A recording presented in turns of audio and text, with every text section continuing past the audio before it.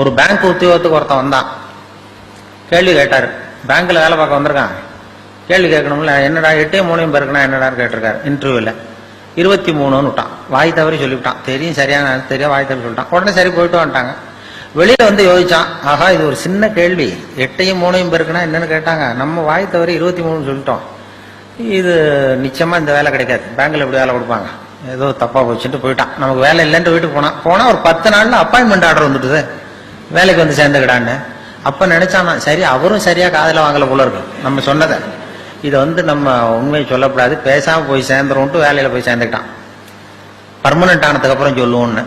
வேலை பர்மனன்ட் ஆச்சு. அப்புறம் 2 மாசம் கழிச்சு அந்த மேனேஜர்கிட்ட போய் உட்காந்தான். சார், அன்னைக்கு இன்டர்வியூக்கு வந்த அன்னைக்கு என்ன ஒரு கேள்வி கேட்டீங்க, 8 3 பேருக்குன்னா என்னன்னு, நான் வாய் தவறி 23 சொல்லிட்டேன், நீங்களும் அது சரியா காதல வாங்கல, எனக்கே வேலை கொடுத்துட்டீங்க சார், ரொம்ப தேங்க்ஸ் அப்படின்ட்டு இருக்கான்.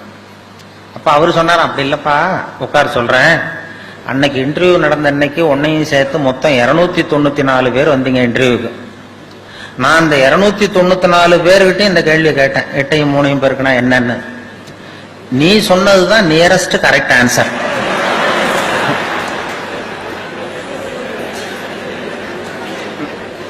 நான் அதனாலதான் உனக்கு வேலை கொடுத்தேன், ஏமாந்து போய் கொடுத்துள்ள அப்படின்னாராம்.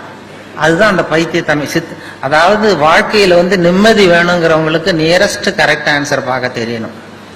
பர்ஃபெக்ஷன் பார்க்கறவங்களுக்கு நிம்மதி இருக்காது.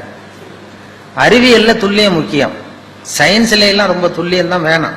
மற்ற அறிவியல் உலகத்துல அதுல கிட்டத்தட்ட இப்ப ஒரு செவ்வாய் கிரகத்துக்கு அனுப்புற ராக்கெட்டு பரவாயில்ல பக்கத்து கிரகத்துல போய் இறங்கிட்டு அப்படின்னு போக முடியாது. அதுல துல்லியமா இருக்கணும். அறிவியல்ல சயின்ஸ்ல வாழ்க்கைங்கிற கலைக்கு இந்த நியரஸ்ட் கரெக்ட் ஆன்சர் தான் தேவை. பர்ஃபெக்ஷன் பார்த்து தான் நமக்கு மன இறுக்கம் வந்துடுது. பர்ஃபெக்ஷன் உலகத்துல ஒண்ணுமே கிடையாதான். நானே என் மனசுல ஒரு உருவத்தை வரைஞ்சிக்க வேண்டியது, நான் வரைஞ்சிக்கிற மனசுக்குள்ள வச்சிருக்கிறேன் அதே மாதிரி எதிரில் இருக்கிறது இருக்கான்னு பாக்குறேன். அப்படி இருந்ததுன்னா அது பர்ஃபெக்ட்னு ஒத்துக்கிறேன், இல்லைன்னா அது பர்ஃபெக்ட் இல்லைங்கிறேன். அதாவது கோளாறு நான் வரைகிற ஓவியத்தில் இருக்கு. எது இந்த உலகத்துல எப்படி எப்படி இருக்கணுமோ அது அப்படித்தான் இருக்குது. Accept people as they are, accept things as they ஆர்மாங்க. அதனால வந்து நானா உன்னை மனசுல வச்சுக்கிட்டு இது மாதிரி அது இல்லையேன்னு கவலைப்படுறேன் பாருங்க, இதெல்லாம் மன இறுக்கத்துக்கு காரணமா போடுது.